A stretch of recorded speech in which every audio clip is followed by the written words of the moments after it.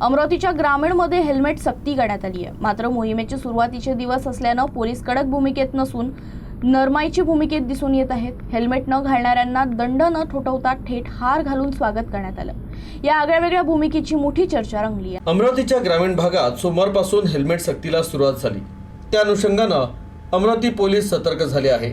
बिना हेल्मेट दुचाकी चालवणाऱ्या वाहन चालकांना थांबवून त्यांच्यावर दंडात्मक कारवाई करण्याऐवजी पोलीस आणि आरटीओ प्रशासनानं अशा दुचाकी स्वार चालकांना हार घालून त्यांचं स्वागत केलं। मात्र हेल्मेट वापरण्याबाबत महत्त्व देखील समजावून सांगण्यात आलं। या अभिनव उपक्रमाच्या उद्देशानं नागरिकांमध्ये वाहतूक नियमाबाबत आणि हेल्मेटबाबत जनजागृती करण्यात आली। दुचाकी चालवताना हेल्मेट घाला असं आवाहन पोलिसांनी केलं।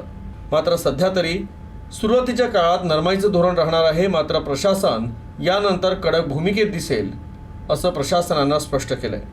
तर पोलिसांकडून हार घालण्याच्या या कृतीची सर्वत्र चर्चा रंगली आहे।